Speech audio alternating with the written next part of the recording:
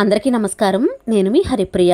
Welcome to my channel. ఇవాల్టి వీడియోలో దేవీ నవరాత్రుల్లో 9వ రోజు దుర్గాష్టమి సంపూర్ణ పూజా విధానం తెలుసుకుందాం.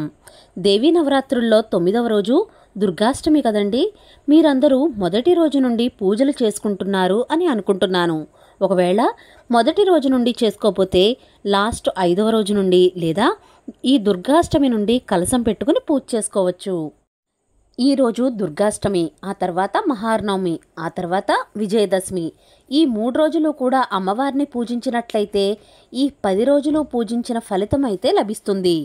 ఎవరైతే మొదటి రోజు నుండి పూజ చేసుకోలేదో ఈ లాస్ట్ 3 రోజులు కూడా పూజ చేసుకోండి. ఈ 3 రోజులు ఆ జగన్మాతను భక్తి శ్రద్ధలతో పూజించినట్లయితే అనేక రెట్ల ఫలితం లభిస్తుంది. ఇక పూజా విధానంలోకి వెళ్తే ఇంతవరకు 8 అవతారాల గురించి, పూజా విధానాల గురించి వీడియోస్ అయితే అప్లోడ్ చేస్తున్నాను కదండి. ఆ వీడియోస్ మీరు మిస్ అయ్యి ఉంటే చూడడం డిస్క్రిప్షన్లో లింక్స్ ఉంటాయి, క్లిక్ చేసి చూడండి. ఈరోజు అమ్మవారి 9వ అవతారం. అలాగే అమ్మవారికి నైవేద్యంగా ఏం సమర్పించాలి, ఏ రంగు చీర అమ్మవారు ధరిస్తారు, పూజను ఎలా చేసుకోవాలి అనే చాలా విషయాల గురించి క్లుప్తంగా తెలుసుకుందాం. దసరా అనగానే మనకు వెంటనే గుర్తొచ్చేది అమ్మవారు దుర్గాదేవి అమ్మవారు. ఈ రోజున అవతారం కూడా దుర్గాదేవి అవతారమే, పైగా దుర్గాష్టమి. శరన్నవరాత్రుల్లో 9వ రోజు ఈ 2025 సంవత్సరంలో సెప్టెంబర్ 30వ తారీఖు మంగళవారం నాడు వచ్చింది. ఇది అష్టమి తిథి రోజు కూడా వచ్చింది. అష్టమి తిథి ఉన్న రోజున మనం దుర్గాష్టమిగా జరుపుకుంటాం. ఈరోజు అమ్మవారు దుర్గాదేవి అమ్మవారి రూపంలో దర్శనమిస్తారు. ఈరోజు అమ్మవారు ఎరుపు రంగు చీరను ధరిస్తారు.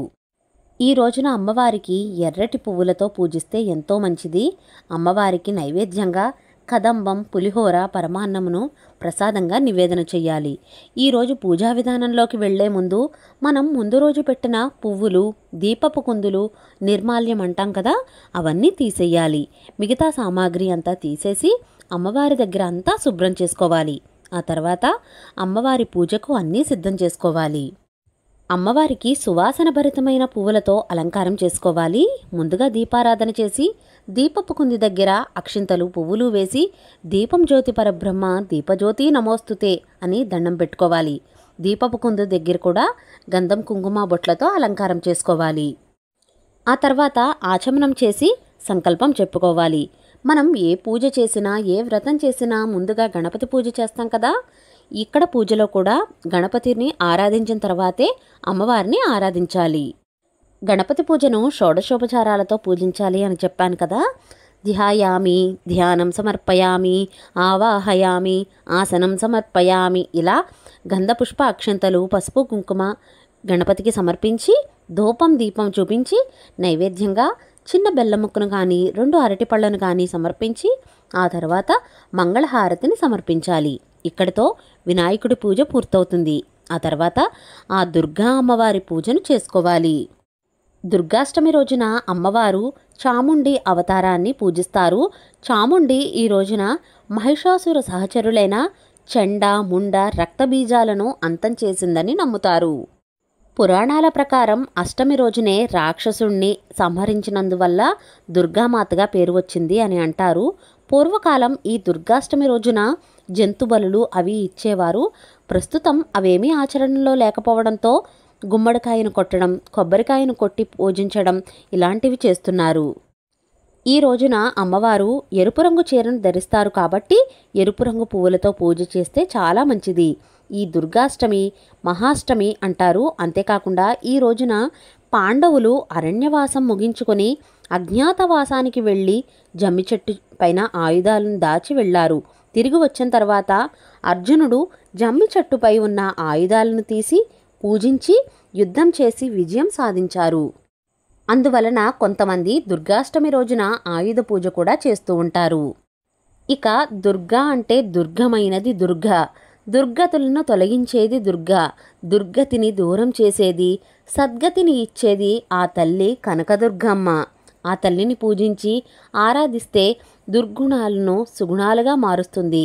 దుర్గా ఆరాధన వల్ల దుష్టశక్తులు, భూతప్రేత పిశాచులు, రాక్షసుల బాధలు దరిచేరవు. అందుకని మొదటి 3 రోజులు దుర్గా ఆరాధన చేసి హర్షడ్వర్గాలను, తర్వాత 3 రోజులు లక్ష్మీ రూపాన్ని ఆరాధించి సిరి సంపదలను, చివరి 3 రోజులు సరస్వతీ రూపాన్ని ఆరాధించి జ్ఞానాన్ని పొందవచ్చు అని చెబుతారు. ఇలా పువ్వులతో అందంగా పూజించుకున్నాక అమ్మవారి పాదాల వద్ద కొద్దిగా జవ్వాది పౌడర్ వేసి అష్టోత్తర శతనామావళి అంటే 108 నామాలు చదువుకుంటూ కుంకుమ పూజ చేసుకోవాలి. ఇంకా దుర్గాదేవి స్తోత్రాలు, నామాలు, సహస్రాలు, లలితా సహస్రనామ పారాయణం చేస్తే ఎంతో మంచిది.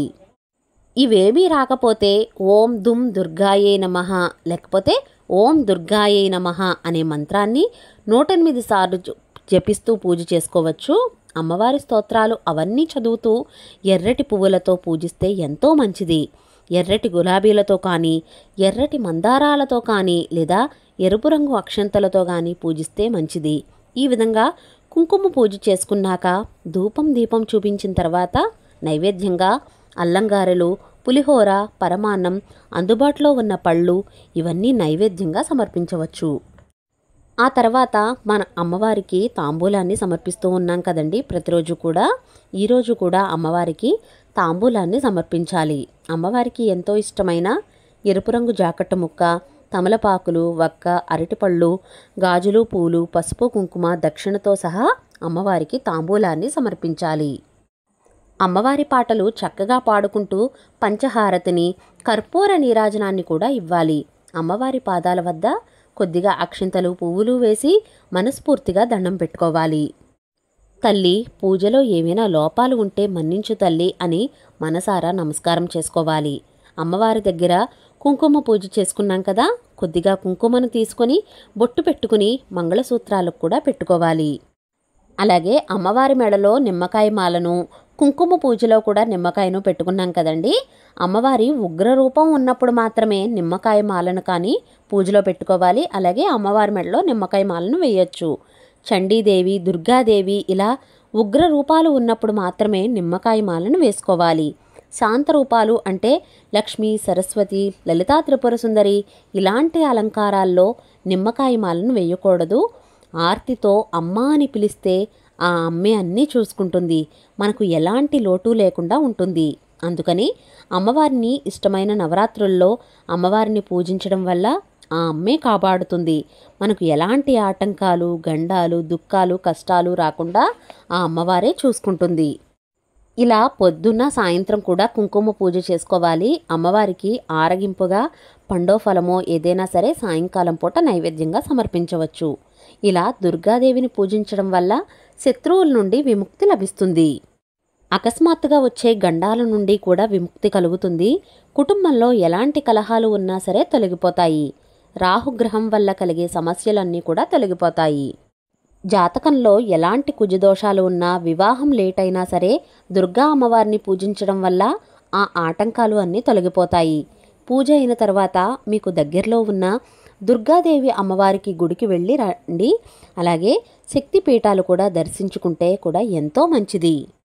ఈ విధంగా దుర్గాష్టమి రోజున అమ్మవారిని పూజ చేసుకోండి. మళ్ళీ చెబుతున్నానండి, మొదటి రోజు నుంచి పూజ చేసుకోలేకపోతే కనుక చివరి 3 రోజులు అమ్మవారిని తప్పకుండా ఆరాధించవచ్చు. ఈ రోజున ఈ వీడియోలో చాలా డీటెయిల్డ్గా వివరంగా తెలుసుకున్నాం కదండి.